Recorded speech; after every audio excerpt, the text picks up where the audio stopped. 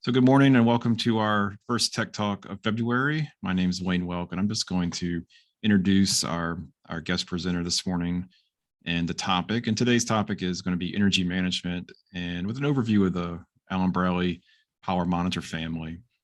So next slide, David. And as usual, we like to highlight what's coming up, on some future sessions. And this year we haven't quite got ourselves to get past the next few weeks. We have to get our calendar filled up. We will continue to do, of course, user groups and tech talks throughout March, April, throughout the rest of the year. But right now we have our user group. We'll say that first, because that's next week, next Wednesday, and kind of following what we did in January. We did an introduction to controllers and I/O. This time we'll do an introduction to operator interfaces. So just a real high level introduction to the panel view family from Rockwell Automation. It's always that's always a good one because there's been lots of changes and just lots of things there to kind of get refamiliarized with the panel view family. And then our next tech talk will be in 2 weeks from today, and that'll be on quality remanufacturing by Rockwell Automation. We're kind of having a bit of a marketing theme each month, and the theme for February is remanufacturing, repair, and reman from Rockwell. So we have some content. We'll have our podcast episode on that, as well as some blog content and a tech talk. So that's what's coming up. And just a reminder that we have everything kind of posted on our on the website. The website was refreshed last year, reynoldsonline.com. So all of our archive content is there. So please go visit that. And with that, we will introduce David Aldrich, an automation specialist with the Reynolds Company out of North Texas. So David will take it from here. So welcome, David. Sounds good. Thanks, Wayne. Well, good morning, everybody. Hey, as Wayne was saying, we're going to talk about energy management with, power monitoring, and really, you want to talk about, some of the questions that, you talk about in your plants, or you have customers talking about, especially around energy management. Hear any of those, those questions like, do you have any energy savings initiatives within your company? Do your utility bills currently exceed 100,000 a month or more? Do you understand where your energy is consumed inside your facility? And then the other side of that is kind of the power quality side as well. And we'll kind of get into the difference between energy management and power quality here in the next few slides. And the power quality side really comes down to, do you have any unplanned downtime in your facility? Are you losing electronics with no known cause in the facility? And how much do you spend on your downtime, and what's causing it? Or can you identify the causes of those downtime things inside your facility? So, we're going to break this presentation down into a couple different areas here. First, we'll kind of go into understanding, why are we concerned about energy management in our facilities, and then we'll look at the offering that Rockwell has for actually doing the monitoring of your energy in your facility. So so again, why are we concerned about energy management inside a facility? There's kind of four typical drivers for energy management, and usually one of the big ones is financial. What's being used in our plant, what's it actually costing us to produce a widget, a SKU, and things like that. And how can I increase my profits and reduce my energy cost? Some of the regulatory requirements that are required either locally or nationally at a facility. So again, monitoring that energy inside your facility, you can kind of make sure you're compliant to code. Sustainability, reduce energy consumption across all phases of production. That's kind of a big theme these days, because there's only infinite amount of energy that we have, right? Infinite amount of coal, oil, gas, whatever you look at. So either have to understand how we can reduce some of the the impact of our energy usage in our facility, or look to alternative means out there. as well as reducing environmental emissions. And then, this one kind of falls under the power quality side, but factory uptime, right? Minimizing equipment failure,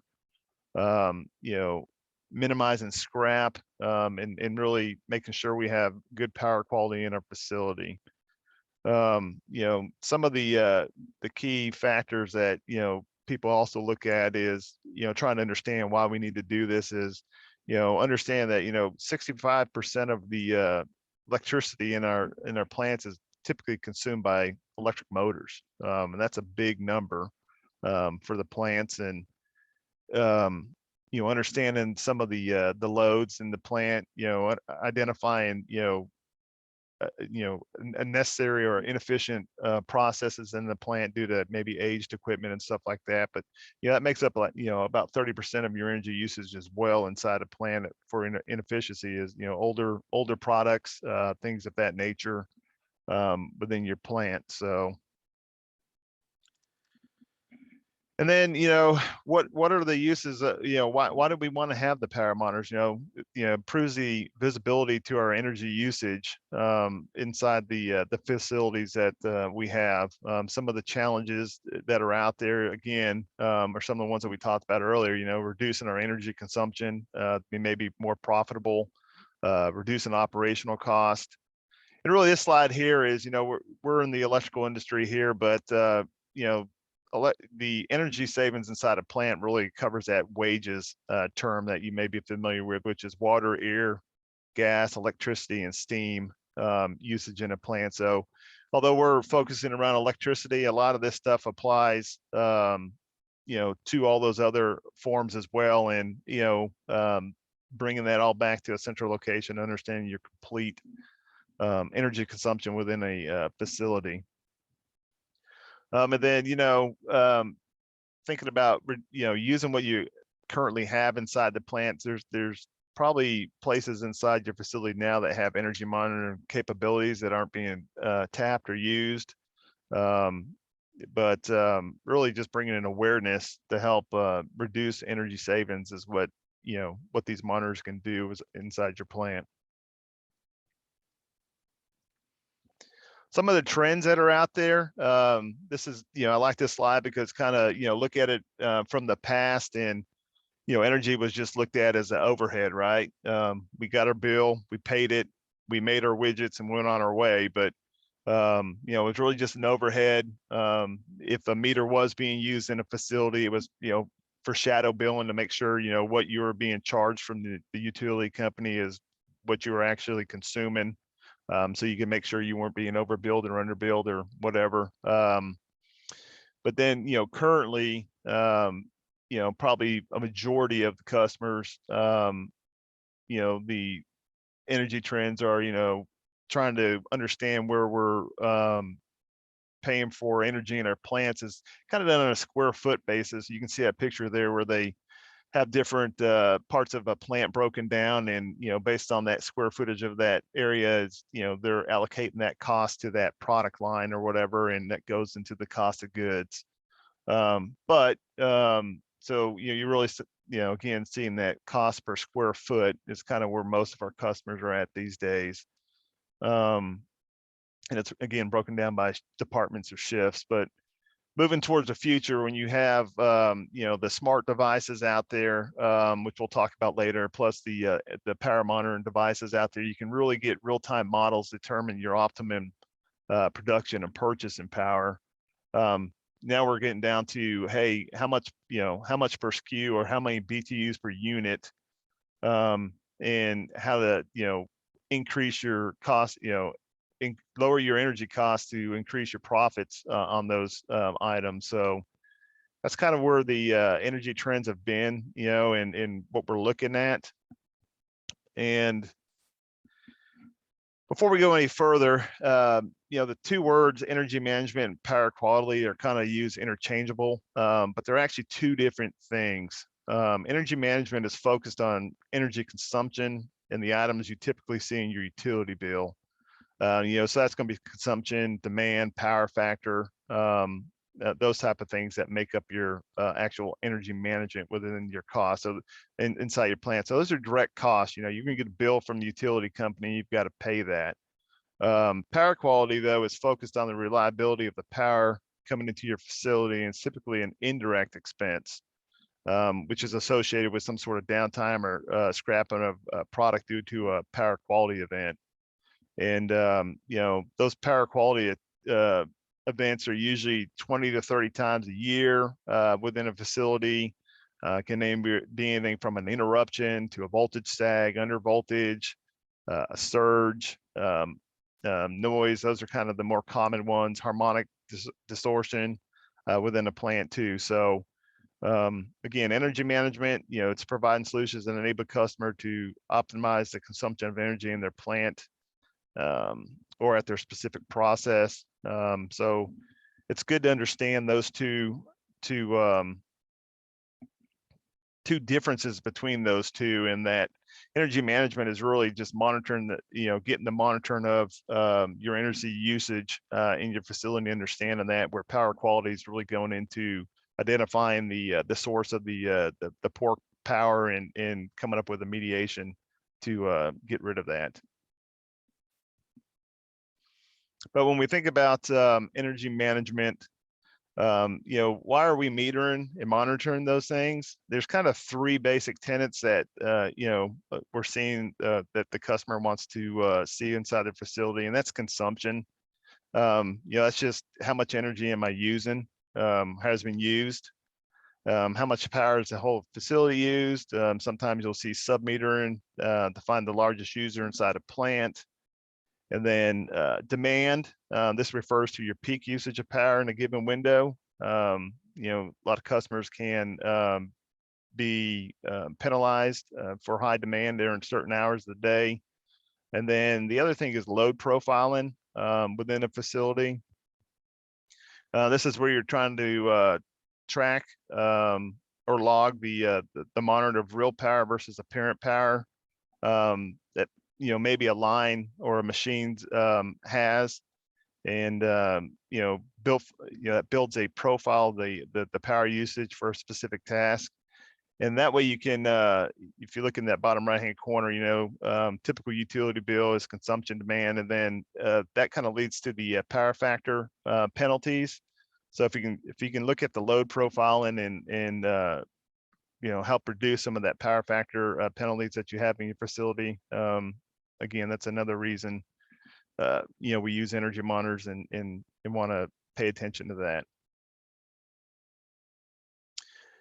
As far as energy management is, you know, it's pretty much only half the battle, right? Again, we talked about those three key tenets a minute ago. Again, power factor being one of the big ones. Reducing apparent power means more work is done with the same amount of energy. And this helps identify age and older equipment in your facility. If you have an older motor or something like that, that's, you know, on its last leg, it could be pulling more energy than you know, a newer motor in there, and help identify that, hey, there's a piece of equipment that needs to be maintained or replaced. And then you have the demand side of that. So understand what processes drive the energy demand and stagger these processes. So, you know, if you have 4 chillers that are coming online all at the same time, and, you know, your demand really spikes during that, maybe staggering that process to bring them online at different hours to lower your demand of energy usage, which helps lower your energy costs there. And then, you know, the last thing there is, you know, talking about cost allocation. You know, really helps you identify or understand how each process or each department is using energy, and it can be billed properly within the square foot. Again, this gets back to, instead of billing for the square footage of that line or whatever, you can actually bill per get that number down to actually what it costs to build that SKU or that part number there. Next, you will talk about, you know, the power quality. Again, this is, you know, kind of you know, leads into from energy monitoring. It's checking out your power quality and really determining, you know, what's causing some of your downtime, which represents huge losses and waste in industrial settings. So, identifying sags and swells, which cause voltage transients, can cause burnouts and damage to equipment. Sags and swells are, probably one of the biggest causes for that 20 to 30 times a year events that you see in your plant, that are hard to identify unless you have some sort of means to monitor and determine that. And depending on which power monitor you're using, some of them can actually help identify the actual power quality events as well. So the three big ones there are sags and swells, harmonics, and then unbalance and imbalance of the power. So with that, hopefully that gives you a pretty good understanding of why we want to look at using power monitors in our facility. Some of the questions that hopefully our customers are either asking you or you're asking your customers to have a better understanding in why we'd want to do this. We'll now move into the product selection for Rockwell. We have essentially 4 power monitoring products that Rockwell offers. There's the PowerMonitor 500 up in the upper left-hand corner, then the PowerMonitor 1000 in the upper right-hand corner, and then the big brother there is the PowerMonitor 5000, and then finally the iSense, which is just a voltage monitor, but we'll go into a little more detail on each one of these as well as we go through the presentation. So looking at the 3 main power monitors that we have the PowerMonitor 500, the PowerMonitor 1000, the PowerMonitor 5000, and how do you decide which one of these you need to use for your application? PowerMonitor 500 is used for basically sub-metering in a facility. It's embedded in the door. It's got a mounted display there. It's kind of a eye chart to the right, but we've got a slide here in a second that's a little more detailed, and we'll go through that. PowerMonitor 1000, it's kind of a low-cost energy meter. Provides only power quality functionality it has is current and voltage imbalance. So it's limited on the power quality side. It does have logging capabilities. Usually you'll see these at a machine level or maybe a line level versus a facility level. And then we have the PowerMonitor 5000, which is our top end. It has advanced power quality functionality. We can actually look at waveform captures, harmonics, things like that. And then again, the iSense, that's a cloud-based voltage quality metering product.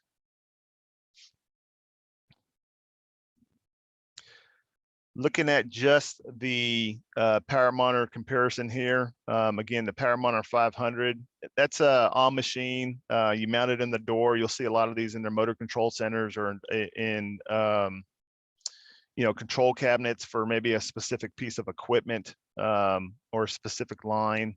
It provides energy consumption, demand, and power factor. It does have some communication protocols on it as well. So Modbus RTU, Modbus TCP, and then Ethernet IP. And then again, it has the onboard display. And as far as outputs, it does have some status inputs and relay outputs on it as well. And then we walk into the or move up into the PowerMonitor 1000. And again, it provides both energy consumption, demand, power factor as well. And has a little bit more, a few more communication protocols, Modbus RTU, DF1, DH45, and then of course, Ethernet IP. It has some limited onboard display, but you'd have to open the panel to see it actually on the PowerMonitor 1000. That's really, helpful like during setup and stuff like that. And we'll talk about that here in a minute too. The PowerMonitor 1000, there's actually 3 versions of it. And then finally, the PowerMonitor 5000, that's the high-end version. It's offered in 3 different versions as well, with one that actually, they all provide some form of power quality other than just energy monitoring as well. So you can see it does the energy consumption, demand, power factor, but we also added in power quality monitoring, sag swell detection, Depending on the unit, you can pick up harmonics and actually do waveform capture. Communications for it are Ethernet IP, device and control net. And so those are the three main power monitors that Rockwell offers. Kind of where we'd use these in a plant. The PowerMonitor 5000 is typically used for the main input meter, so point of use metering. So you're monitoring the actual power consumption energy coming from the utility into the plant. You can use that for, again, shadow billing, things like that.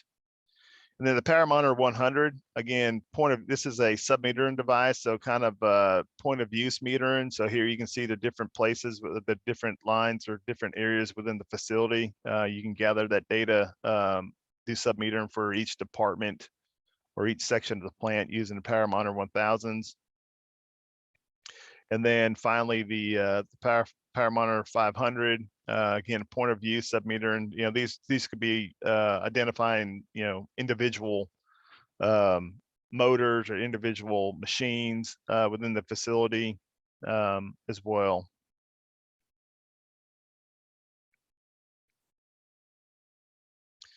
So a little more detail on the PowerMonitor 500, some of the features and benefits. The Bolton 1420, which is the PowerMonitor 500, it can monitor 1, 2, or 3-phase voltage, current, and frequency. It measures real, reactive, and apparent energy. Again, it has Ethernet IP built into it as well as Modbus, TCP, and Modbus RTU. It is a class 1% energy accuracy device that's usually revenue grade as well. As far as integration into to Rockwell's controllers and things, there is an EDS add-on profile for Premier integration to pull over all that data from the PowerMonitor 500.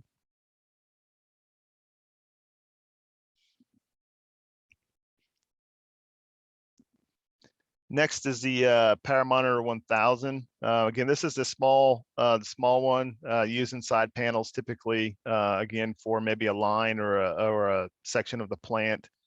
There's 3 different models to choose from. On this, there's a very, very basic one. It doesn't even have the LCD screen on it, all the way up to the top of the line on that, which actually, provides some power quality monitoring as well. But it logs the energy, min-maxes, provides statuses and alarms, and can do some load profiling as well, which you can do with all 3 of these. It does have an internal web page for configuration and data viewing. And again, an add-on profile for Studio 5000 for bringing, integrating into the controller and bringing through the HMI and having all that data at your fingertips there.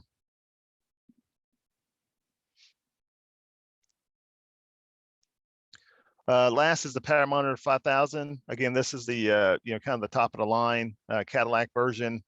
Still a very low cost solution when you look at some of our competitors out there, but it's scalable with 3 different models. And again, that just determines, it's based on what your requirements are.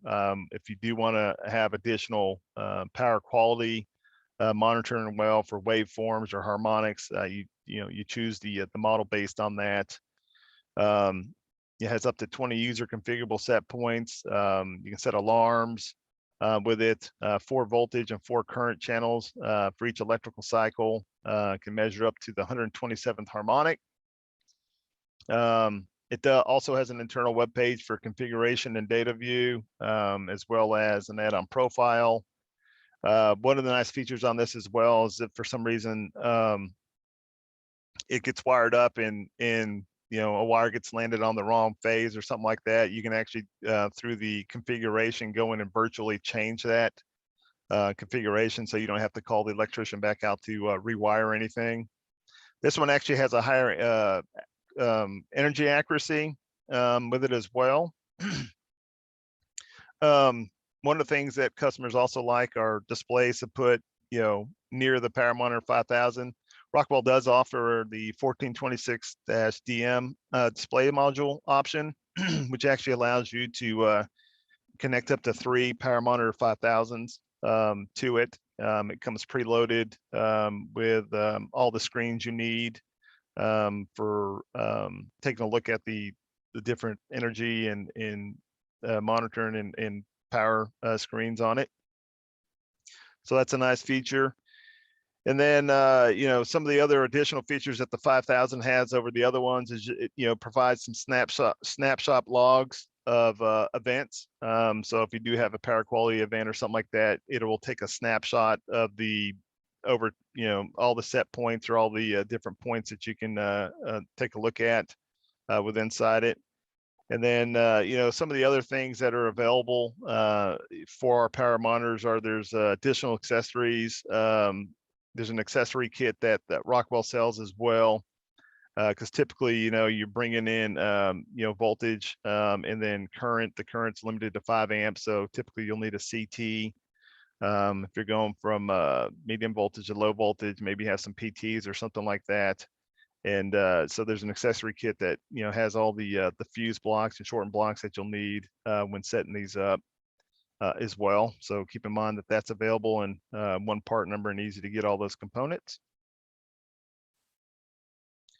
We also have the iSense monitor. This is a little bit different than the previous 3.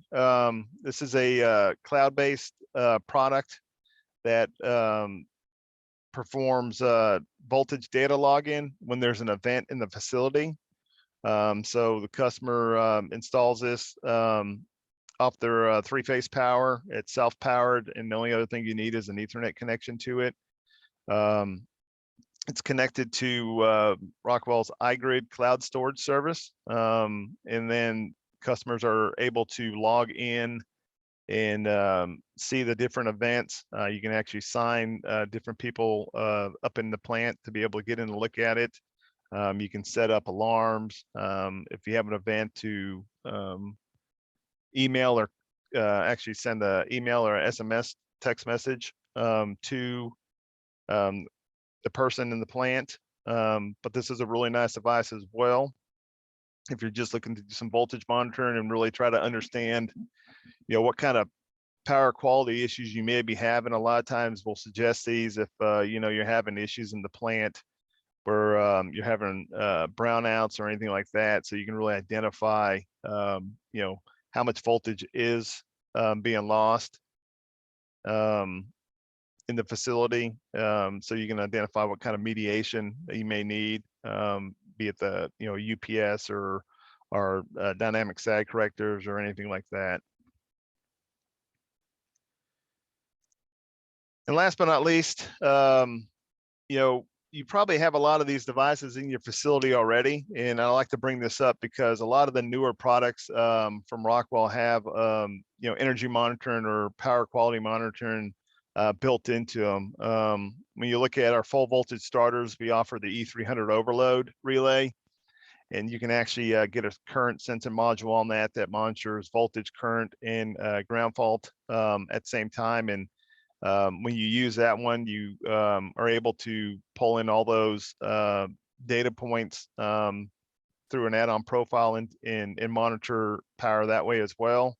The 150 Bolton 150 soft starters have that, and as well as many of the PowerFlex drives, and of course motor control centers.